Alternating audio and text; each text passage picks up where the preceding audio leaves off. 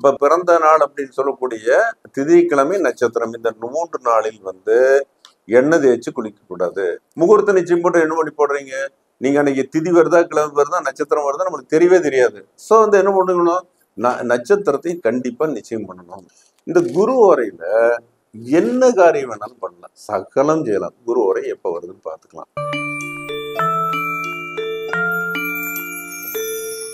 எண்ணமெல்லாம் சிறகடிக்கும், எண்கள் எல்லாம் வழி கொடுக்கும், எந்நாளும் ராஜமுகம், எளியோரின் ஏறுமுகம்.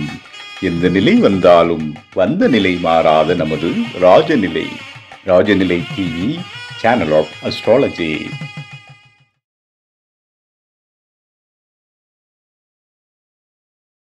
ஓம் குருவே துணை. அம்மையப்பன் பாதத்தோடு குருவின் பாதம், ஆணை முகத்தோன் பாதம், ஆதி முதல் 15 திருபாதம் போற்றி செய்து ராஜநிலை டிவி நிகழ்ச்சி பார்த்து கொண்டிருக்கிற அனைத்து நல்லுள்ளங்களுக்கும் வணக்கம். ஒரு சந்தோஷமான தருணம், ஒரு நல்ல நாள் அப்படின்னு சொல்லிக்கலாம். நல்ல நாள்ல வந்து எடுத்த காரியம் பூரா வெற்றியாகும் அப்படிங்கிற ஒரு விஷயம் இருக்குது. அப்ப நாளும் கிழமையும் அப்படிங்கிறது முக்கியமான விஷயமா சொல்றாங்க. அப்ப வந்து எடுத்த காரியம் வெற்றியா இருந்தா தான் வாழ்க்கையில ஜெயிக்க முடியும் அப்படிங்கிற ஒரு விஷயம் இருக்குது. ஒவ்வொரு சின்ன சின்ன நிகழ்ச்சியா பார்த்துட்டு இருக்கிற வீட்டை பத்தி பார்த்தோம், எப்படி வீடு எப்படி மெயின்டைன் பண்ணணும் அப்படிங்கிற பார்த்தோம். அதே மாதிரி இப்ப என்னன்னா, நம்ம வந்து ஒரு விஷயத்தை தோணும், well begun is half done. அப்ப நல்ல தொடக்கம் அப்படிங்கிறது வந்து ஒரு நாள்ல வந்து ஒரு வெற்றி கொடுக்கக்கூடிய அமைப்பு அப்படின்னு சொல்லுவாங்க. இப்போ வாழ்க்கையில வெற்றி பெறணும், பாசிட்டிவ் எனர்ஜியோடு இருக்கணும் அப்படிங்கிற ஒரு விஷயம் இருக்குது. அப்ப அன்னைக்கு நாள் பூராமே பாசிட்டிவா இருந்தா மட்டும்தான் ஜெயிக்க முடியுங்க. ஒரு நாள் வந்து பாசிட்டிவா இருக்கணும், அவனும் பாசிட்டிவா இருக்கணும். பாசிட்டிவா இருக்கணும்னா அதுக்கு தான் நிறைய வழிகள் சொன்னேன். தியானத்தின் பண்றதுங்கிற விஷயம், அதே மாதிரி வந்து விளக்கு வைத்தல் அப்படிங்கிற விஷயம் சொல்லியிருக்கேன். ஏன்னா 24 மணி நேரம் விளக்கு எரிஞ்சிட்டு இருக்கணும் அப்படிங்கிற விஷயம் இருக்குது. சிரமப்பட்டாவது ஒரு வெள்ளி விளக்கு வாங்கி வச்சு வெள்ளி விளக்குல தெய்வம் வைக்கணும். இல்லை அப்படின்னா அகல் விளக்குல தெய்வம் வச்சுக்கலாம். அகல் விளக்கில் தேய்க்கும் போது ஏதாவது ஒரு கீழே ஒரு பொருளை வச்சுட்டோம்னா அது எண்ணெய் வடிஞ்சு போகாம இருக்கும். அது மாதிரிலாம் பார்த்துக்கலாம் அப்படிங்கிற விஷயம் சொன்னேன். அதே போல என்ன அப்படின்னு கேட்டீங்கன்னா, இதுல 2-3 விஷயங்கள் இருக்குது. அது என்னன்னா, அவங்க சொன்ன விஷயத்த நம்ம ஃபாலோ பண்ணணும். கற்பு நாள் 3 எண்ணெய். கற்பு நாள் அப்படிங்கிறது என்னன்னா, பிறந்த கிழமை, பிறந்த திதி, பிறந்த நட்சத்திரம், இந்த 3 நாட்கள் அப்படிங்கிறது அந்த கற்பு நாள் அப்படிங்கிறது 3 நாட்கள். இது அந்த காலத்துல வருஷாதினுள்ள சொல்லப்பட்ட விஷயங்கள். இது நான் சொல்லக்கூடிய விஷயம் இல்ல, வருஷாதினுள்ள சொல்லப்பட்ட விஷயங்கள். சரிதானுங்களா? கற்பு நாள் 3 எண்ணெய். அப்ப பிறந்த நாள் அப்படின்னு சொல்லக்கூடிய திதிக்கிழமை நட்சத்திரம் இந்த 3 நாளில் வந்து எண்ணெய் தேய்ச்சி குளிக்க கூடாது. கற்பு நாள் 3 எண்ணெய். கடிமணம், கல்யாணம் செய்யக்கூடாது. திருமணம் பண்ணக்கூடாது. கற்பு நாள். அப்ப நம்மளுக்கு இங்க திதிக்கிழமை நட்சத்திரம் எல்லாம் நம்மளுக்கு வந்து சேர்ந்துக்குது. சரிதுங்களா? பிறந்த இதுலயும் பண்ணக்கூடாது ஒரு விஷயம் இருக்கு. அப்ப கிழமைங்கிறத கட்டாயம் பாடணும். சரிதானுங்களா? அப்ப கிழமை, திதி, நட்சத்திரம் இதை அப்படியே ஃபாலோ பண்ணணும். சரிங்களா?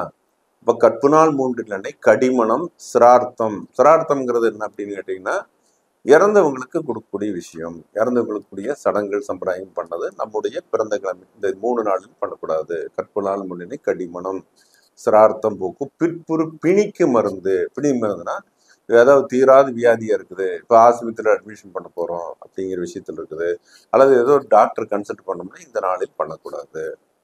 அதாவது டேஞ்சருங்கிறது வேற விஷயம். ஒரு விஷயத்துல பாதிக்கப்பட்டிருக்காங்க அப்படிங்கிற போது அப்ப எதுவுமே பார்க்க வேண்டியது இல்லைங்கிற ஒரு விஷயம் இருக்கு. ஆனா பொதுவா நம்ம பார்க்கும்போது இதுகளை பார்க்கணும். கற்பு நாள் 3 எண்ணெய், கடிமணம், சிரார்த்தம் போக்கு, புற்புறு பிணிக்கு வந்து மயிறு விலை மறுவலாக முடி வெட்டக்கூடாது. அப்ப இந்த வேலைகள் செய்யக்கூடாதுன்னு சொல்லியாச்சு. அப்ப என்னென்ன செய்யலாம்? கற்பு நாள் 3 எண்ணெய், கடிமணம், சிரார்த்தம் போக்கு, புற்புறு பிணிக்கும் வந்து மயிர் விலை மறுவலாக. விற்றல், விக்கல அந்த 3 இதுலயுமே விற்றல், விருந்துண்ணல், ஒருத்தருக்கு உறவுக்கு போலாம், விருந்தொள், அறங்கள் செய்தல், தான தர்மங்கள் செய்தல், அறங்கள் செய்தல், பொற்பணினா தங்கம் சம்பந்தமான வேலை, பொற்பணி, மகிடம், பதவி ஏத்துக்கிறதுக்கு, புதுசா ஒரு பதவி ஏத்துறதுக்கு மகிடம், ஆடைனா புதிய துணி, புதிய வஸ்திரம் போடுறதுக்கு புகழும் மாதே. அப்ப இந்த பாடல சொன்ன விஷயங்கள் என்ன, பதவி ஏத்துக்கிறதுக்கு நல்லா இருக்கும், தங்கம் சம்பந்தமான அணிகலன் போடுறதுக்கு நம்ம வாங்கி போட்டுக்கலாம், பொற்பணி. அப்ப தங்க சம்பந்தமா போடலாம். அப்ப அதுக்கு தங்க சம்பந்தத்துக்கு நம்ம தான் என்ன சொல்லி வச்சிருக்கோம் அப்படின்னு கேட்டீங்கன்னா, இந்த தங்கம் எல்லாம் வந்து கடையில வாங்கினா கடையிலயும் அங்கேயே போட்டுக்கணும் அப்படிங்கிற விஷயத்த ஆல்ரெடி சொல்லியிருக்கேன். உங்களுக்கு ஞாபகம் போட்டிருக்காக சொல்ற வேற ஒன்றும் இல்லை. அந்த வாங்கி ஒரு நல்ல நேரத்துக்கு ஒன்று பஞ்சபிச்சின்படி அரசு நேரம் அல்லது வந்து புஷ்கரண வம்சம். நம்ம அந்த புஷ்கரண வம்சம் வந்து எப்ப நடக்குது அப்படிங்கிற விஷயத்த பார்த்துட்டு, அந்த புஷ்கரணம் ஒரு லக்கணத்துல வந்து நம்மளுக்கு 12 நிமிஷம் அல்லது 13 நிமிஷம் இருக்கும் அப்படின்னு ஒரு விஷயம் இருக்கு. அந்த 12 நிமிஷம் 13 நிமிஷம் என்ஆர் வருதுன்னு பார்த்துட்டு அந்த நேரத்தில் நம்ம போட்டுக்கலாம்.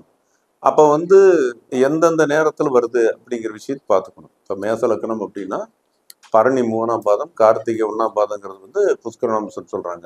அப்போ அந்த புஷ்கரணாம்சலையே வந்து நம்ம நகை போட்டுக்கலாம் அப்படிங்கிற விஷயம் இருக்கு. அப்போ இது செய்யக்கூடிய விஷயங்கள் என்னன்னா நாம சொல்ற விஷயங்கள் கிடையாது, இன்னொருத்தர் சொல்ற விஷயங்கள் கிடையாது.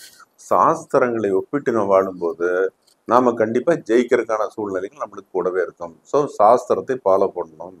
அப்ப சாஸ்திரத்தை ஃபாலோ பண்ற போது எல்லாமே விதி கூட நடக்கும். இப்ப திருமணம் பண்ணக்கூடாதுன்னா இது பார்த்துக்கணும். இதை இப்ப நம்ம பெரும்பாலும் போய் பாக்குறாங்களான்னா ஜோசியர்கிட்ட போனா பார்த்து சொல்லிடுவாங்க. ஒரு முகூர்த்தம், இப்ப நீங்க முகூர்த்தம் நிச்சயம் பண்றீங்க, முகூர்த்தம் நிச்சயம் போட்டு என்ன பண்ணி போடுறீங்க, நீங்க அன்னைக்கு திதி வருதா, கிழமை வருதா, நட்சத்திரம் வருதா நம்மளுக்கு தெரியவே தெரியாது. ஸோ வந்து என்ன பண்ணணும், நட்சத்திரத்தையும் கண்டிப்பா நிச்சயம் பண்ணணும், அந்த கிழமைகளை நிச்சயம் பண்ணணும், இத்திதிகளை நிச்சயம் பண்ணணும். இதை பார்த்துட்டு தான் முகூர்த்தம் குறிக்கிறது, மண்டபம் குறிக்கிறதெல்லாம் குறிச்சோம். குடிச்சால் திருமண வாழ்க்கை நன்றாக இருக்கும். அப்ப அந்த துண்டு உழுகிற விஷயமே இது பண்ணக்கூடாதுங்கிற நாள்ல பண்ணக்கூடாது. கடிமணம், சிரார்த்தம் போக்கு, கடிமணம் கல்யாணம் பண்ணாத, இது வந்து லவ் பண்றாங்க, அது ஓடி போறது, இதெல்லாமே வந்து திருமணங்கிற எந்த விஷயத்துல வந்தாலும் சரி அதை ஒரு சேர்த்து முடிவு பண்றது. ஒரு சிலர்லாம் வந்து ஒரு திருமணம் பண்ணி வைப்பாங்க, 10 பேர் 20 பேருக்கு ஒட்டுக்கா சேர்ந்து ஒரு சிலர்ல பண்ணி வைப்பாங்க. ஒரு சில இதெல்லாம் பண்றதெல்லாம் உண்டு. ஒரு சில ஆசிரமங்கள், குடில்கள் எல்லாம் பண்றதுல உண்டு. இதெல்லாம் ஆகாது அப்படின்னு நம்ம தெரிஞ்சு வச்சுக்கணும். இது வந்து முதல் அடிப்படையான விஷயம். அப்போ வாழ்க்கை வாழ்வதற்கே ஒரு விஷயம், வாழ்க்கை சந்தோஷமாக வாழ்வதற்கே, வாழ்க்கை பணத்துடன் சந்தோஷமாக வாழ்வதற்கு எல்லாம் கிடைக்கும். நிம்மதியோட வாழணும். வீட்டுக்குள்ள போனா செருப்பு கழட்டி விட்டு போனா, வீட்டுக்குள்ள போனா சந்தோஷமா. அப்ப வந்து என்ன, வெளியே இருக்கிற பிரச்சனைகளை அத்தனையும் சேர்த்து மூட்டை கட்டி விட்டுட்டு வீட்டுக்குள்ள வரும்போது எல்லா பிரச்சனையும் விட்டு போட்டு வரணும். அதான் சரி. ஆனா இப்ப என்ன நடைமுறையில செருப்போடையே கடைசி வரைக்கும் போறோம். எல்லாமே செருப்பு இல்லாத வாழ்க்கையில சமையல் பண்றாங்க. சமையல் யாரு, அன்னபூரணி, அன்னலட்சுமி. அப்ப அன்னலட்சுமி நம்ம வீட்டுல இருக்கணுமால, அன்னலட்சுமி என்ன பண்றோம், செருப்பு. அப்ப செருப்புக்கான அதுக்கு தனி செருப்பு, செருப்பு போடக்கூடாது, அதுக்கு வந்து மேட் போட்டுக்குங்க. அதுக்குள்ள சமையல் ரூம்ல வந்து மேட் போட்டு, மேட் தான் கிடைக்கும். நம்ம டைல்ஸ் போட்டு ஒட்டிக்கிறோம், பூரா குழு நைக்கும், கால் கொண்ட குழி பிடிச்சிக்கும், கால் நரம்பெல்லாம் பிடிச்சிக்கும், வெர்கோஸ் வெயினெல்லாம் சாதாரணம் வந்துடும். இதுலயே நின்றுட்டே இருக்கணும். இப்ப நான் தெரியாது அது உள்ள இருக்கிறதுக்கு என்ன ஆகும், வியாதிகளை வரத்தான் செய்யும். அப்ப என்ன பண்ணும், மேட் போட்டுக்கலாம். அந்த காலத்துல அடுப்புங்கிற செருப்பு போட்டா பண்ணிட்டு இருந்தாங்க, அதெல்லாம் கிடையாது. கீழே உட்கார்ந்து சமையல் பண்ண வரைக்கும் உடம்பு ஆரோக்கியம். கீழே உட்கார்ந்து சமையல் பண்ணி ஊதி புகை பண்ணி எத்தனை கஷ்டங்கிறது அந்த காலத்துல பார்த்தவங்க இந்த காலம் எளிமையை கிடைக்குது.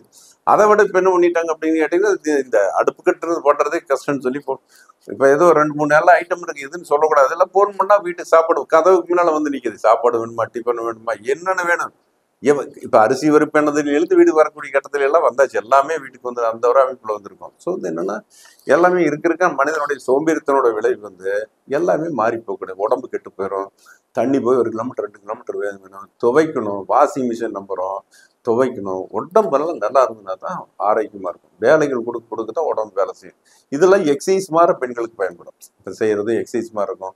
வாக்கிங் போறதுல மட்டும் பெருசா நடந்தது. உட்காந்துட்டே இருக்கும், 24 ஹவர்ஸ் உட்காந்துட்டே இருக்கிறோம். உட்காரும்போது இப்ப சாப்பிட்டேன்னு சொல்றாங்க, ஆனா ஆங்கில மருத்துவர் ஆகட்டும், சித்த மருத்துவராகட்டும், ஒரு 1/2 மணி நேரம் நடக்கணும், உடனே படுக்கக்கூடாதுன்னு சொல்றாங்க. இது நம்ம யாரு ஃபாலோ பண்றாங்க? சாப்பிட்டது உடனே ரெடி பண்ணி, அதே மாதிரி சாப்பிட்றதுக்கு 1 மணி நேரத்துக்கு முன்னாலும் போனை தொடக்கூடாதுன்னு சொல்றாங்க. யார், எத்தனை பேர் போனை தொடுறாங்க? போன் இல்லைன்னு தூக்கம் இல்லை. போனுக்கு அதுக்கு நம்மளுக்கு குறைஞ்சி ஒரு 2-3 அடி தள்ளி வச்சு தான் படுக்கணும். பக்கத்துல அதோட கதிர்கள் போற படுன்னு சொல்றாங்க. நம்ம கேட்கவே போறோம். இயர்போன் மாட்டி பண்ண கேட்காதேன்னு சொல்றாங்க. யாரு கேட்கறாங்க? சார்ஜ் போட்டுக்கிறாங்க, இயர்போன் வச்சுக்கிறாங்க, கார்ல போட்டு கேட்டு இருக்காங்க. அது என்னது வாழ்க்கை அது? அப்போ நாம படிச்சிருக்கிற விஷயத்துக்காக என்ன பண்றோம், நான் பூரா மாறிக்கொண்டுதான் இருக்கிறோம். நம்ம எதுவுமே சரி பண்றது இல்லையில. இதெல்லாம் பண்ணணும். ஸோ வந்து நாம வாழ்க்கை வாழ்வதற்குன்னு இருக்கிறோம். சந்தோஷமான இருக்க வரைக்கும் ஆரோக்கியத்தோட சந்தோஷமா இருக்கணும் அப்படிங்கிற விஷயம் தெரிஞ்சுக்கணும். அந்த ஹெட்போன் போட்டு வரிசையில பஸ்ல நம்ம போற பாக்குறோம். அப்படி பாட்டை கேட்டு மறந்து எது இடி விழுந்தாலும் கூட தெரியாது. அந்த கட்டத்துல வாழ்க்கை ஓடிட்டு இருக்க சமயம். ஸோ வந்து எல்லாருமே நல்லா இருக்கணும் அப்படிங்கிறதுக்காக இந்த நாட்களை கொஞ்சம் ஃபாலோ பண்ணுங்க. கல்யாண மண்டபம் புக்ஸ் பண்றப்ப என்ன, ஒரு ஜோசியரை பார்த்து திதி நட்சத்திரம் எதுன்னு கேட்டு தெரிஞ்சுக்கங்க. அப்புறம் வந்து நான் வந்து மண்டபத்தில் பார்த்து இன்னைக்கு ஆவணி மாதம் முகூர்த்தம் இருக்குது, ஐப்பசி மாதம் முகூர்த்தம் இருக்குது, அதெல்லாம் கிடையவே கிடையாது. இந்த கற்பு நாள் 3 பண்ணக்கூடாதுன்னா பண்ணக்கூடாதுதான் அப்படிங்கிற விஷயம் இருக்குது. இதெல்லாம் தெரிஞ்சு பண்ணிட்டு இருந்தா வாழ்க்கையில் ஜெயிக்க முடியும். அதே போல நேரங்கள் அப்படின்னு சொல்லி வச்சிருக்காங்க. அப்ப இந்த கற்பு நாள் அப்படிங்கிற விஷயம் இதே மாதிரி ஆகாத நாட்கள்னு சொல்லி ஒரு 12 நட்சத்திரங்கள் சொல்லிருக்காங்க. எதுவுமே ஆகாது. ஆதிரைன்னு திருவாதிரை, ஆதிரை, பரணி, கார்த்திகை, ஆயில்யம், பூரம், பூராடம், பூரட்டாதி, கேட்டை, விசாகம், சுவாதி, சித்திரை, மகம் இந்த 12 நட்சத்திரம் எதுக்குமே ஆகாதுன்னு சொல்லி எழுதி வச்சிருக்கான். மாதனங்கொண்டார் தேரார், நிறைய பணம் இருந்துன்னா காணாம போயிருவான். வழிநடைப்பட்டார் மீளார், பயணம் போனவன் மீளார். பாய்தனில் படுத்தார் தேரார், படுக்கையில் விழுந்தவன் தேர மாட்டான். பாம்பின் வாய் தேறுதானே சொல்லி வச்சிருக்காங்க. இது சொல்லப்பட்டது என்னன்னா, இதெல்லாமே நாம சொல்லப்பட்டதில்ல, சித்தர்கள் அனுபவப்பட்டு சொல்லியிருக்காங்க. இந்த நட்சத்திரங்கள் இப்படித்தான் இருக்குன்னு அனுபவப்பட்டு சொல்லியிருக்காங்க. இப்ப நான் அனுபவப்பட்டு சொன்னதை நம்ம அப்படியே கடைப்பிடிச்சுக்க வேண்டியதான இல்லையா? இப்ப நான் உடனே என்னுடைய நட்சத்திரத்துக்கு 4வது நட்சத்திரமா இருக்குது, 6வது நட்சத்திரமா இருக்குது, 8வது நட்சத்திரமா இருக்குது, சாதகமா இருக்கு, நல்லா தொடக்கூடாதுங்க. ஆகாதுன்னு சொல்லப்பட்டவை, சாஸ்திரத்தில் சொல்லப்பட்டதை, வருஷாதி நூல்ல சொல்லப்பட்ட விஷயத்தை அப்படியே ஃபாலோ பண்ணணும். வருஷாதி நூல் தான் ஜோதிடத்தில் இருக்கக்கூடிய அடிப்படை பேசிக் எல்லாமே இருக்கு. எந்தெந்த நட்சத்திரங்கள் ஆகும், எந்தெந்த நட்சத்திரம் ஆகாதுன்னு சொல்லக்கூடிய விஷயத்தை சொல்றது பூராமே வருஷாதி நூல். இப்போ நம்ம இந்த விஷயத்தை பார்த்துட்டோம். நீ அடுத்தது எந்த காரியத்துக்கு நம்ம செஞ்சா நல்ல செய்யலாம். பொதுவாக உலகத்தில் இருக்கிற எந்த வேலை செய்யினாலும் குரு ஓரைன்னு செய்யலாம். நீங்க அந்த ஓரை அப்படிங்கிற வரும்போது, சாஸ்திரத்துல வரும்போது அது ஓரை வேற. இதுல நீங்க என்னென்ன செய்ய நினைக்கிறீங்களோ அத்தனை காரியம் வேணும். இப்ப நாம அது நகை போடுறதுக்கு நான் சொன்னேன், புஷ்கரவம்சம் போடுன்னு சொன்னேன். இப்ப இது குரு ஓரைங்கிறது 1 மணி நேரம் இருக்கும். இந்த குரு ஓரையில என்ன காரியம் வேணாலும் பண்ணலாம், சகலம் செய்யலாம். குரு ஓரை எப்ப வருதுன்னு பார்த்துக்கலாம். பெரும்பாலும் நம்மளுக்கு குரு ஓரை எல்லா நாளுமே ஏற்றதான். அது ஆகாதுன்னு ஒதுக்கப்பட்ட நாள் என்ன இருக்குது? ஞாயிறு, செவ்வாய், சனி ஆகாத நாட்கள்னு சொல்லி வச்சிருக்காங்க. அந்த நாளில் செய்யக்கூடாது அப்படிங்கிற விஷயம் சொல்லியிருக்காங்க. அதை நம்ம அப்படி அப்போ இந்த 12 நட்சத்திரங்கள் எடுத்து வச்சுட்டோம். இதெல்லாம் எடுத்து வச்சும்போது வேலை செய்யும். அப்போ குரு ஓரை.